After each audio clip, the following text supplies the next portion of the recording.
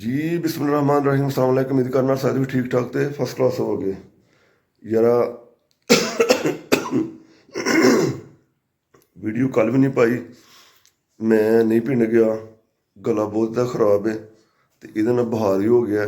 ਤੁਹਾਨੂੰ ਰੰਗਤ ਹੀ ਨਜ਼ਰ ਆਉਂਦੀ ਹੋਏਗੀ, ਰੈੱਡ ਹੋਈ ਹੈ, ਯਾਨੀ ਕਿ ਇਹ ਸੂਰਤ-ਹਾਲ ਬੁਖਾਰ ਦੀ ਹੈ।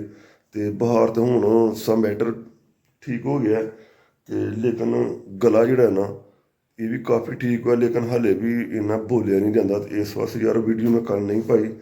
ਤੇ ਇਨਸ਼ਾਅੱਲਾ ਨੈਕਸਟ ਡੇ ਵੀਡੀਓ ਲਿਆਵਾਂਗੇ। ਜਿਹੜੀ ਮੈਂ ਵਾਅਦਾ ਕੀਤਾ ਸੀ ਪਿੱਛੇ 5 ਲੱਖ ਤੋਂ ਸਫ਼ਰ ਸ਼ੁਰੂ ਕੀਤਾ 84 ਜਾਨਵਰਾਂ ਦਾ, ਉਹ ਕਿੰਨੇ ਅਰਸੇ ਵਿੱਚ ਹੋਇਆ, ਕਿਸ ਤਰ੍ਹਾਂ ਹੋਇਆ, ਕਿੰਨੀਆਂ ਮੁਸ਼ਕਲਾਤਾਂ ਆਈਆਂ ਤੇ ਕਿੰਨੀ ਦੇਰ 'ਚ ਕੀਤਾ ਤੇ ਉਹਦੇ ਵਿੱਚ ਬੰਦੇ ਕਿੰਨੇ ਲੇਬਰ ਕਿਸ ਤਰ੍ਹਾਂ ਮੇਰੇ ਕੋਲ ਆਈ, ਅੱਛੀ ਆਈ, ਬੁਰੀ ਆਈ, ਕੋਈ ਕੰਮ ਕਰਨ ਵਾਲਾ ਨਹੀਂ ਆਇਆ, ਕੋਈ ਆਕੜਨ ਵਾਲਾ। ਯਾਨੀ ਕਿ ਇਸ ਫੀਲਡ ਵਿੱਚ ਐਸਾ ਹੁੰਦਾ ਵੇ, ਕੋਈ ਪੈਸੇ ਲੈ ਕੇ ਨੱਸ ਗਿਆ, ਕੋਈ ਆਕੜਨ ਲੱਗ ਪਿਆ ਬੰਦਾ, ਕੋਈ ਕੰਮ ਸਹੀ ਕਰਦਾ ਪਿਆ, ਅੱਛੇ ਬੰਦੇ ਵਿੱਚ ਬੜੇ ਆਉਂਦੇ ਨੇ।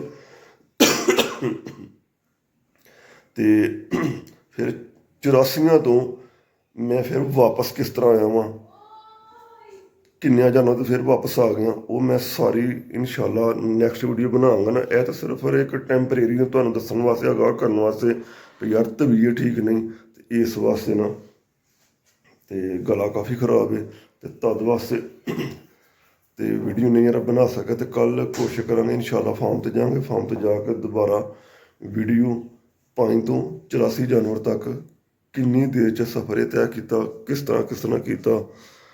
ਤੇ ਇਹ ਭਾਈ ਜੀ ਵੇਖ ਸਕਦੇ ਹੋ, ਮੈਂ ਸਿਆਲਕੋਟ ਹੀ ਹਾਂ ਤੇ ਮੈਂ ਵਾਪਸ ਫਾਰਮ ਤੇ ਨਹੀਂ ਆਇਆ, 2 ਦਿਨ ਹੋ ਗਏ ਨੇ। ਕੱਲ ਇਨਸ਼ਾਅੱਲਾ ਜਾਵਾਂਗੇ।